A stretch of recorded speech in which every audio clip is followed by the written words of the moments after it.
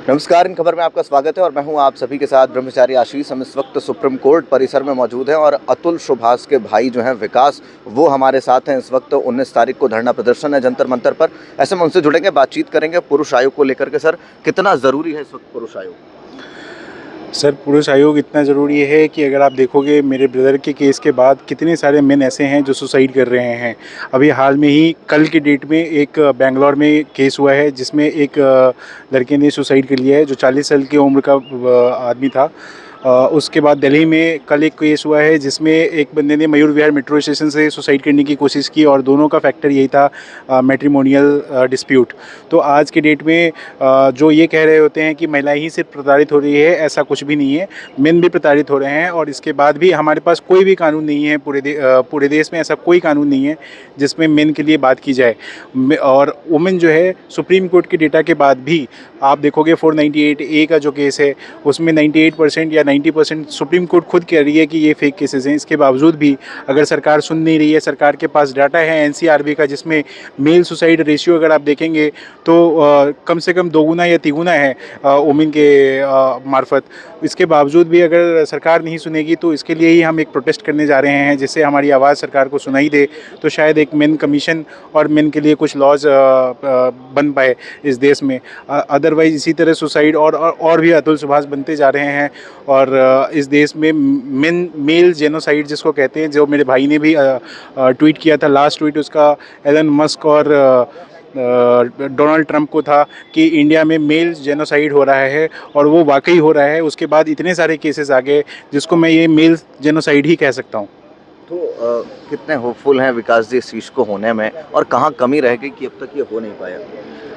Sir, लोग जागरूक नहीं थे। मेरे भाई के बाद अगर आप देखेंगे तो मीडिया ने भी बहुत हेल्प करी है इसको तुरंत लेके आने में, क्योंकि मीडिया के मार्फत ही हमें ये पता चल रहा है कि आज यहाँ सुसाइड हो गया, आज वहाँ सुसाइड हो गया। उसके रीजंस ये थे, लड़कियाँ जो हैं वो लड़कों को काट दे रही हैं, काटने के बाद जो है वो ड्रम में भर के और सीमेंटेड लगा रही हैं। तो आप ये देख सकते हो कि एक फीमेल की जो है जो मानसिकता है वो कहाँ तक हद तक गिर गई है।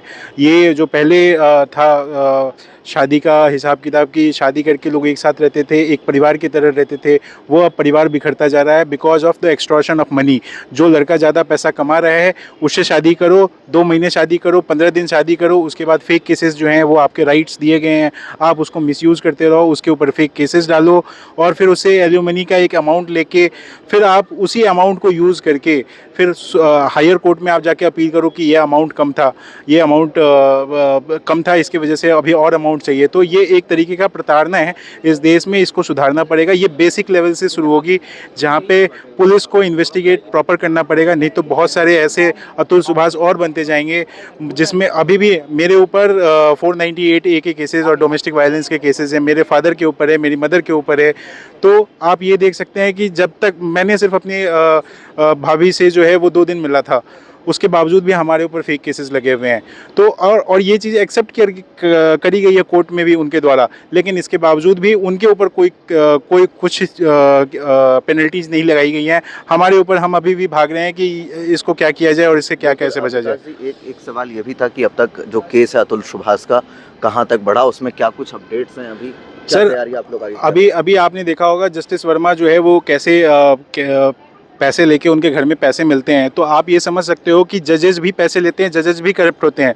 मेरे ब्रदर ने उस वीडियो में बताया है कि कैसे 5 लाख रुपए का डिमांड किया गया था उसे, उस जज ने, रीता कौशिक ने, उसके सेटलमेंट के लिए। तो आप ये समझ सकते हैं कि करप्शन किस लेवल पे फैला हुआ है और इस करप्शन को रोकने के लिए हमारे देश में कोई इक्वल लॉ नहीं है, जजेस के लिए कोई कानून नहीं बनता है। जजेस आज भी वही जस्टिस वर्मा जो है वो इलाहाबाद हाई कोर्ट के जो है वो जज बन गए। तो आप ये समझ सकते हो कि उनके चैम्बर में कोई केस जाएगा तो क्या वो केस विदाउट करप्शन जो है वो सुना जाएगा? नहीं सुना जाएगा।